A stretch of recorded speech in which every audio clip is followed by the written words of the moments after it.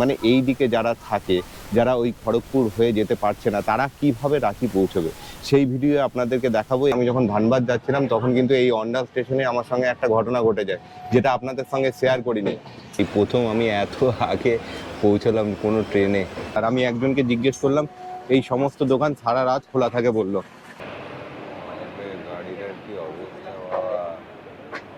Dantan, Colgate, brush, সাবান, shampoo এই সমস্ত কিছু নিয়ে প্রচুর জন বিক্রি করছে। মিঠা বাড়িয়া। শুভ সন্ধে সকলকে। কেমন আছেন সবাই? আশা করি সকলে ভালো আছেন। আমি আবার আজকে বেরিয়ে পড়েছি আপনাদের সকলকে স্বাগত আরও একটা নতুন ভ্রমণ সিরিজে। আজ 19শে জুলাই 2025, আর এখন সময় সন্ধে 6টা, আর আমি আছি দুর্গাপুর স্টেশনে 3 নম্বর প্ল্যাটফর্মে। আজ আমি যাব এখান থেকে রাঁচি। তো রাঁচি যাওয়ার জন্য আমি এখান থেকে প্রথমে যাব ধানবাদ, তারপরে যাব রাঁচি। আর আমি আজকে ধানবাদ যাব কোলফিল্ড এক্সপ্রেসে 12339 এই ট্রেন ধরে আমি এখন যাব ধানবাদ। তারপরে ধানবাদ থেকে আবার রাত্রি 12টার সময় আমার রাঁচি ইন্টারসিটি এক্সপ্রেসে টিকিট কাটা আছে। আর এই দুটো ট্রেনের টিকিটই কিন্তু আমি গতকালই কেটেছি, আর রাঁচি ইন্টারসিটি এক্সপ্রেসের টিকিট আমি তৎকাল টিকিট কেটেছি। যাই হোক, এই হঠাৎ করে আমার এই প্ল্যান আজকে রাঁচি যাওয়ার জন্য। কিন্তু রাঁচি শতাব্দী এক্সপ্রেস, বন্দে ভারত এক্সপ্রেস এগুলো তো আছেই, কিন্তু রাঁচি ঘুরতে যাওয়ার জন্য সবথেকে ভালো গাড়ি হচ্ছে হাওড়া থেকে ক্রিয়াযোগা এক্সপ্রেস। সেটাতে করে সবাই ঘুরতে যায়। রাতের বেলায় ট্রেনটি ছাড়ে এবং সকালবেলায় পৌঁছে দেয় রাঁচিতে। কিন্তু আমি যেহেতু দুর্গাপুরে থাকি, মানে এই দিকে যারা থাকে, যারা ওই খড়গপুর হয়ে যেতে পারছে না, তারা কিভাবে রাঁচি পৌঁছবে সেই ভিডিও আপনাদেরকে দেখাবো। এবং রাঁচিতে কি কি ঘুরে দেখবেন, কোথায় থাকবেন, কি খাবেন, কি কি করবেন, সমস্ত কিছু কিন্তু এই ভিডিওর মধ্যেই থাকবে। Howrah Dhanbad Coalfield Express is arriving on platform number 3. Thank you. আর আমি কিন্তু রাঁচিতে কোনো রকম হোটেল ঠিক করা নেই, আমার গাড়ি ঠিক করা নেই, আর কি কি ঘুরবো এই সমস্ত কিছু কোনোটাই ঠিক করা নেই। আর সব গিয়ে পরেই করবো, একদম আনপ্ল্যান্ড একটা প্রোগ্রাম। চলুন দেখা যাক কি হয়। D1 আমার সিট আছে এই কোলফিল্ড এক্সপ্রেসে, D1 22।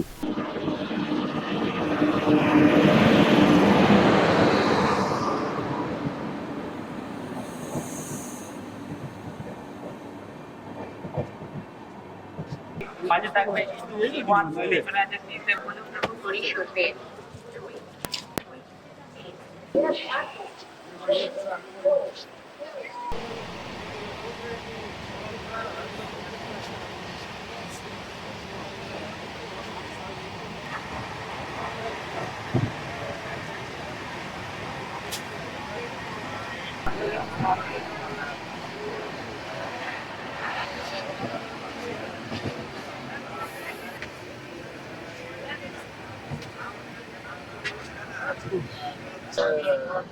নির্ধারিত সময় মতো ট্রেন ছেড়ে আমরা পৌঁছে গেলাম পরবর্তী স্টেশনে ওয়ারিয়াতে। নির্ধারিত সময় মতো আমরা এসে পৌঁছেছি অন্ডাল স্টেশনে। আর এই স্টেশনে 2 মিনিট হল্টিং টাইম ছিল, আর ট্রেন ছেড়েও দিল। লাস্ট ভিডিওতে আপনারা দেখেছেন আমি যখন ধানবাদ যাচ্ছিলাম তখন কিন্তু এই অন্ডাল স্টেশনে আমার সঙ্গে একটা ঘটনা ঘটে যায়, যেটা আপনাদের সঙ্গে শেয়ার করিনি।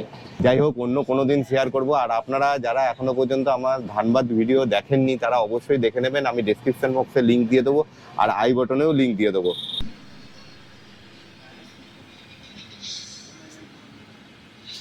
ট্রেন দুর্বার গতিতে ট্রেনে নির্ধারিত সময় থেকে মাত্র 6 মিনিট দেরিতে আসানসোলে এসে পৌঁছেছে। আর এখানে হল্টিং টাইম 3 মিনিট। আর মাঝে আমরা একটা স্টেশন স্কিপ করেছি, সেটা রানীগঞ্জ। আমরা সীতারামপুরে এসে পৌঁছলাম। আর 83% আজকে হিউমিডিটি। এইখানে এসে বৃষ্টি পেলাম, এখানে ঝিরিঝিরি বৃষ্টি পড়ছে।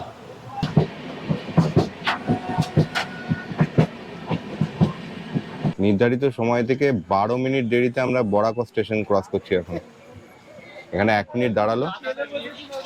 অন্ধকারে আপনাদেরকে বরাকর নদীটা দেখাতে পারলাম না, আমরা বরাকর নদী পেরোচ্ছি। ধানবাদ যাওয়ার সময় তো দেখিয়েছিলাম বরাকর নদী।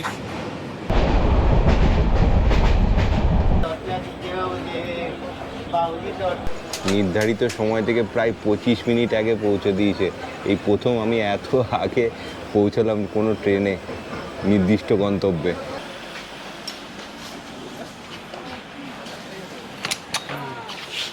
আমাকে ট্রেন নামিয়েছিল 4 নম্বর প্ল্যাটফর্মে, আর আমি 1 নম্বর প্ল্যাটফর্ম দিয়ে বেরিয়ে ধানবাদ স্টেশনের বাইরে চলে এসেছি। আর এখন সবার আগে আমার যেটা দরকার সেটা হচ্ছে ডিনারটা করতে হবে। আমি বাড়ি থেকে কোনো খাবার নিয়ে আসিনি, আর হাতে মোটামুটি এখনো 2 ঘন্টার ওপরে সময় আছে আমার পরবর্তী ট্রেনের থেকে।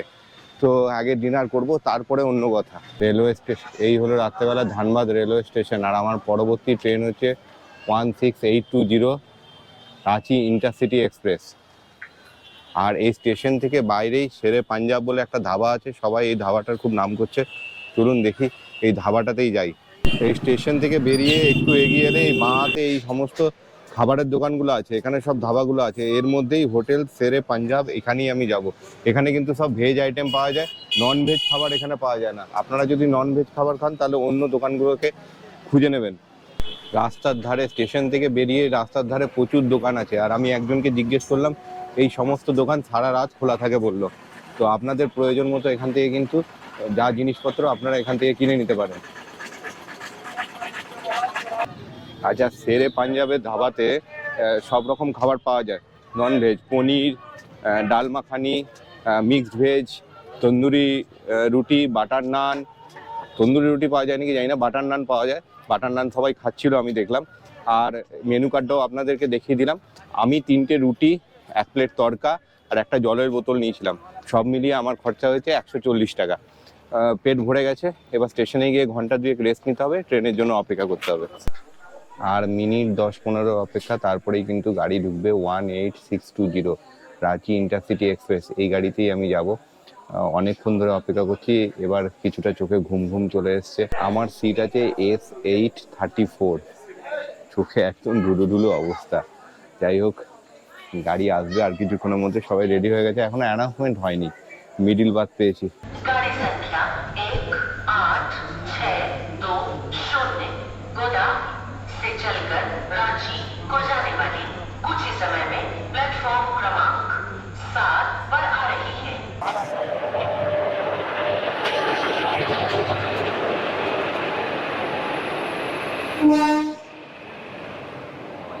গাড়িটার কি অবস্থা বাবা, কাজ ওরা।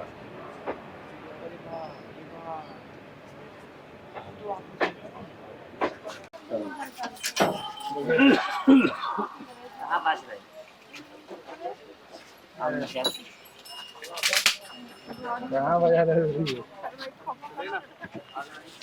সকাল 4:16 আর নির্ধারিত সময় মতো আমাকে নামিয়ে দিল রাঁচিতে। আর এই রাঁচি স্টেশনে আমি পৌঁছে গেছি, আর রাঁচি স্টেশনের বাইরেও চলে এসেছি। আর বাইরেই এরকম রয়েছে প্রচুর অটো আর গাড়ি।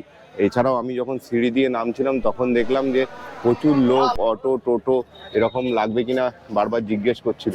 আর এখানে কিন্তু প্রচুর অটো, টোটো, এই রিক্সা, এই টোটো গাড়ি, সমস্ত কিছু কিন্তু ব্যবস্থা আছে। এই স্টেশনের বাইরে বেরোনোর সাথে সাথেই কিন্তু টোটোওয়ালারা আপনাকে অন্যান্য টুরিস্ট জায়গার মতো এখানেও ছেঁকে ধরবে। আর এখানে প্রচুর টোটো, অটো গাড়ি আছে। একদম গেট থেকেই আপনাকে জিজ্ঞেস করতে করতে আসবে টোটো লাগবে কিংবা অটো লাগবে, বা কোনো 4 হুইলার লাগবে কিনা, বা হোটেল লাগবে কিনা, এই সমস্ত কিছু। আর গতকাল রাতে ট্রেনের যে অবস্থা ছিল, জলযাত্রীদের এত ভিড় ছিল, ট্রেনে ওঠার পরে পা রাখার মতো কোনো জায়গা ছিল না, এমনকি টয়লেট পর্যন্ত যাওয়া যাচ্ছিল না। আর চারিদিকে তো সব অন্ধকারই ছিল, তাই কোনো আর ভিডিও করিনি নতুনভাবে। একদম সকালে পৌঁছেই আপনাদের সঙ্গে সমস্ত কিছুটা শেয়ার করছি। এখন আমাকে মেন যেটা করতে হবে সেটা হচ্ছে একটা হোটেল খুঁজতে হবে। কারণ এইখান থেকে যদি আপনারা এসে একদম গাড়ি করে তারপরে চারিদিকটা ঘুরতে চলে যাব ভাবেন, সেটাও করতে পারেন। সামনেই টয়লেট রয়েছে, টয়লেট রয়েছে, বেশ পরিষ্কার পরিচ্ছন্ন। আমি গেছিলাম, ওই শৌচালয়ে আপনারা ফ্রেশ হয়ে নিয়ে তারপরে কিন্তু বেরিয়ে যেতে পারেন। কিন্তু আমি সেটা করব না। আমি প্রথমে একটা হোটেল নেবো, হোটেলে আমার ব্যাগ রাখবো, লাগেজ রাখবো, তারপরে গাড়ি ঠিক করে তারপরে বেরোবো। এখন ঘটনাটা হচ্ছে কোন দিকে সব হোটেলগুলো আছে সেটা দেখতে হবে, দুদিকের মধ্যে কোন দিকে আছে। দিকে স্টেশন থেকে বেরিয়েই ডান হাতে এই দিকে, আর বাম দিকে হচ্ছে গিয়ে এই দিকে। আমি এই দিক দিয়েই কিন্তু নেমে নিচে এসেছি। স্টেশনের বাইরেই কিন্তু এখন জলযাত্রীদের জন্য দাঁতন, কলগেট, ব্রাশ, সাবান, শ্যাম্পু এই সমস্ত কিছু নিয়ে প্রচুর জন বিক্রি করছে। তো আপনারা এখান থেকে এই সময় আসলে অন্ততপক্ষে ফ্রেশ হয়ে নিতে পারবেন এখান থেকেই। সমস্ত কিছু একদম হাতের কাছে পেয়ে যাবেন, এবং কিছু না আনলেও আপনারা সেগুলো পেয়ে যাবেন। স্টেশন থেকে বেরিয়েই আপনারা বাঁ হাতে চলে আসবেন, এইদিকে কিন্তু সব হোটেলগুলো রয়েছে। আর আমি একটা অটোওয়ালাকে জিজ্ঞেস করলাম যে কত ভাড়া লাগবে এই সবটা ঘুরতে একদিনের জন্য। তো মোটামুটি 2200 টাকা বললো, 3টে ফলস আর সাইট সিন করিয়ে মোটামুটি 2200 টাকা। এই রাঁচি রোড ধরে একটুখানি এসে আমি ডান দিকে গলিতে ঢুকে গেছিলাম। এখান থেকে হোটেলগুলো সব শুরু। আর প্রথমেই একটা হোটেল দেখলাম, হোটেল আমার। তো রুমগুলো দেখে আমার পছন্দ হলো না। এসি রুমের ভাড়া 1500 টাকা বলছে। দেখি একটু ভেতর দিকে যাই। আমি দ্বিতীয় গলিটাতে ঢুকেছি, দেখি এদিকে কোথাও হোটেল পাই নাকি। এই রুমটা 1150 টাকা বলছে, এসি রুম, টিভি ফ্যান সবই আছে। রুমের সাইজটা একটু ছোট আর মোটামুটি পরিষ্কার পরিচ্ছন্ন। এটা হোটেল গ্র্যান্ড, আমি আর একটু দেখে নিই, না হলে এটাই নিয়ে নেবো। হোটেল প্রতাপ গ্র্যান্ড। এই যে হোটেল সানি, ওপরেও একটা রুম দেখলাম আর নিচে এই আর একটা রুম। রুমের সাইজ একই, দুটোতেই এসি আছে। এবার কি রেট বলছে দেখি, কোনোটা 1200 বলছে, কোনোটা 1500 বলছে, 1300 বলছে। দেখা যাক। আমি এখন এই হোটেলটাতে এসেছি, হোটেল সোয়ান। আর এই রুমটা আমাকে দেখিয়েছে, এটা পছন্দ হয়েছে। 1300 টাকা ফাইনাল কথা হয়েছে দাদার সঙ্গে। আর এই দাদা এখন বলছে ঘড়িতে বাজছে 6টা 5, আগামীকাল আমি 8টার সময় রুম ছেড়ে দেবো। বলছে তাহলে হবে না, 24 ঘন্টার জন্য রুম, আর সেখানে 24 ঘন্টার জন্যই দেবেন। মানে এই যে 6টা থেকে 8টা 2 ঘন্টা এর জন্য রুম অ্যাডজাস্ট করতে পারবেন না। হোটেল সম্রাটের রুম দেখলাম, একটাই রুম আছে, 1000 টাকা নন এসি, আর এসি 1200 টাকা। এখানে রুমটা এত বড়, মোটামুটি 8-9 জন শুতে পারবে, মানে একটা ডরমিটরি রুম। আমি অত বড় রুম নিয়ে কি করব। ফাইনালি আমি এই হোটেলটা নিলাম, হোটেল কেপি ইন। আর এটার ভাড়া পড়লো আমার 1100 টাকা। এসি রুম, একদিনের জন্য 1100 টাকা। আর এই এখনই আমি চেক ইন করে যাব, তার জন্য আর কোনো এক্সট্রা পয়সা লাগবে না। আর এই সিঁড়ি দিয়ে উঠেই একতলাতেই আমার রুম। চলুন রুমটা দেখিয়ে দিই আপনাদেরকে এখনই। রুম নাম্বার 205, এটা হচ্ছে আমার রুম। রুমের সাইজ সব মোটামুটি এসি রুমের এখানে একই রকম, ছোট ছোট। তো আমার একার জন্য আর এর থেকে বড় রুমের দরকার নেই। এই হচ্ছে রুম, এই হচ্ছে একটা বেড, যে বেডে 2 জন শোয়া যাবে। মোটামুটি পরিষ্কার পরিচ্ছন্ন। আমি ভালো করে দেখলাম, এখানে একটু ছোপ ছোপ দাগ দেখা যাচ্ছে, তো আমি দেখলাম এটা চাদরের নয়, এটা ভেতরের যে তোষকটা আছে তারই দাগ। এখানে একটা আয়না দেওয়া রয়েছে বড়, আর যেখানে দেখা যাচ্ছে একজন বিধ্বংসীকে, মানে সারা রাত ঘুম নেই। তারপরে এই হোটেলে এসে এতক্ষণ খোঁজাখুঁজির পরে উঠলাম। ফ্যান দেওয়া রয়েছে, ওখানে একটা ওয়ার্ড্রপ দেওয়া রয়েছে, টিভি আছে যেটা আমার প্রয়োজন নেই, চলে কি চলে না সেটাও জানি না, এসি চালু হয়ে গেছে। আর এই হচ্ছে ওয়াশরুম। ওয়াশরুমটা মোটামুটি পরিষ্কার পরিচ্ছন্ন, একটু নোংরা আছে, আমি বললাম পরিষ্কার করে দিতে, বললো পরিষ্কার করে দেবে। গিজারের ব্যবস্থা আছে, ওয়াশরুমে একটা আয়না আছে, বেসিন, বালতি, মগ এগুলো দেওয়া আছে। ইন্টারকম দেওয়া রয়েছে, টাওয়াল দিয়ে গেছে, সাবানের ব্যবস্থাও দিয়ে গেছে।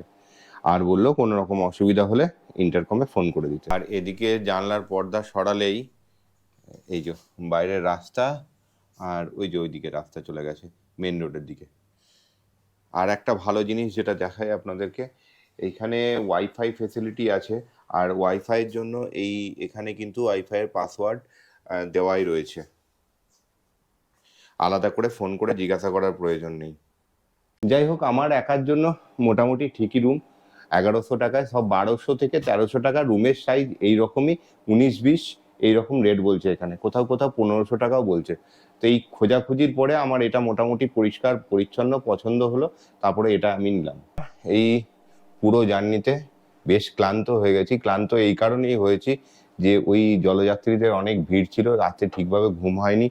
তো এখন আর ঘুমানোর মতো কোনো অবকাশ নেই, কিন্তু ফ্রেশ হতে হবে, চান টান করে ফ্রেশ হব, তারপরে একটা গাড়ির সন্ধানে বেরোবো। সকাল 5:50, আর আমি ফ্রেশ হয়ে নিয়েছি। এবার একটু বাইরের দিকে বেরোবো, কিন্তু টিপ টিপ করে বৃষ্টি পড়ছে আর আকাশের মুখ ভার। এটাই আশা করেছিলাম যে বৃষ্টি তো হবেই। তো এখন সামনের দিকে যাই। আর এইখান থেকে মানে আমার হোটেল, এই যে পিছনে এখানটায় আমার হোটেল, আর এই সামনে থেকে রেলওয়ে স্টেশন একদম দেখা যাচ্ছে, ওই যে রেলওয়ে প্ল্যাটফর্ম। এবার এইখানটায় যাব, আর এইখানটায় মেন রোড, ওখানে রাঁচি মেন রোড যেটা আছে স্টেশনের সঙ্গে কানেক্টেড। আর এই দিকে কিন্তু সমস্ত হোটেলগুলো রয়েছে। তো ওখানটাতেই যাচ্ছি, দিয়ে একটা গাড়ির সন্ধান করি। এই যে জাস্ট 5 কদম হাঁটলেই মেন রোড, আর ওই দিকে হচ্ছে স্টেশন। আমি ওই দিক থেকে হেঁটে এসেছি, আর এখান থেকে জাস্ট ওই 5 কদম, মানে ওই গাড়িগুলো দাঁড়িয়ে রয়েছে, ওখানেই আমার হোটেল। ऑटो कितना करके? कहाँ जाएगा? हुड्रू, दौसम, जोना और ये फॉल्स, 4 फॉल्स देखने में कितना लगेगा? 1500। 1500। अकेला है आप? हाँ तो 1500 लगेगा ना, हम चारों फॉल्स दिखाते हैं, तीनों को दिखाते हैं लेकिन चारों दिखाते हैं। अच्छा जी। आपका पतरातू है और पतरातू वैली से आगे पतरातू लेक, वहाँ एक फॉल्स भी है और आके यहाँ रॉक गार्डन, ये सब दिखाएंगे। हाँ लोकल। आपको 1400 लगेगा। 1400, मतलब लगभग 3000 लगेगा 2 दिन। 7903929426। হোটেল থেকে বেরিয়ে এরকম রাস্তার দুধারে কিন্তু অনেক অটো আর গাড়ি দাঁড়িয়ে রয়েছে, আপনারা খোঁজ করলেই পেয়ে যাবেন এখান থেকে গাড়ি। অটো ভাড়া তো আপনাদেরকে বলেই দিলাম, মোটামুটি 2900 টাকা থেকে 3000 টাকা মতো লাগবে। এরপরে আপনার যতটা বার্গেনিং স্কিল আছে তার উপর ডিপেন্ড করছে। আর 4 হুইলারের ভাড়া বললো 2500 টাকা করে পার ডে, তো ওটাও বার্গেনিং করলে হয়তো একটু কমবে। আমি 2000 থেকে 2200 টাকার মধ্যে যদি 4 হুইলার পাওয়া যায় তাহলে আমি 4 হুইলারে যাব, কারণ বৃষ্টিটার কথা মাথায় রেখে। অটোতে হলে বৃষ্টিতে একটু অসুবিধাই হবে, আর 4 হুইলারে হলে একটু সেফ সাইডে থাকবো, এই আর কি। এই সকাল সকাল যেটা সব থেকে জরুরি, এই চা না খেলে বাকি কোনো কাজ হবে না। এখানে একটা জিনিস ভালো, সমস্ত চা কিন্তু এই কুল্লারে হয়, মানে মাটির হাঁড়িতে, তার টেস্টটাও তার জন্য একটু ভালো হয়। আর এইখানে যেটা স্পেশাল করা হচ্ছে সেটা বিনা চিনির চা। বাহ, মিঠা বড়িয়া হ্যাঁ। আমি এই যে রাঁচি ঘুরতে এসেছি, এটা 1 রাত 2 দিনের পরিকল্পনা নিয়ে এসেছি। আজকে আমি ফলসগুলো ঘুরে দেখব, আগামীকাল অন্যান্য যে সাইট সিন এবং পাত্রাতু ভ্যালি আছে সেই ভ্যালি ঘুরে দেখব, পাত্রাতু লেক এগুলো ঘুরে দেখব। এখন সকাল 6:30 বাজছে, আমি গাড়ি ঠিক করে চলে এসেছি। গাড়ির ভাড়া পড়েছে 2 দিনের জন্য আমার 4500 টাকা। এই সমস্ত জায়গা ঘুরে দেখাবে এবং তারপরে আমাকে স্টেশনে ছেড়ে দেবে, এই হচ্ছে পুরো পরিকল্পনা। যাই হোক, আজকের মতো ভিডিওটা আমি এখানেই শেষ করছি। এই ভিডিওটার মধ্যে যদি কিছু আপনাদের ভালো লেগে থাকে তাহলে অবশ্যই ভিডিওটা লাইক করবেন, বন্ধুদের সঙ্গে শেয়ার করবেন, আর কমেন্টস করে জানাতে ভুলবেন না কি ভালো লাগলো। আর যদি খুব বেশি ভালো লাগে তাহলে চ্যানেলটাকে সাবস্ক্রাইব করে দেবেন, তাহলে এরকম নতুন নতুন ভিডিও নোটিফিকেশন পেয়ে যাবেন সবার আগে। খুব শীঘ্রই আসছি রাঁচির এই সমস্ত দ্রষ্টব্য জায়গার ভিডিও নিয়ে। ততক্ষণ পর্যন্ত সবাই ভালো থাকবেন, সুস্থ থাকবেন। Tata, bye bye, take care, tata. We wanna chase the night, wanna dance to the light, pull stars from the sky just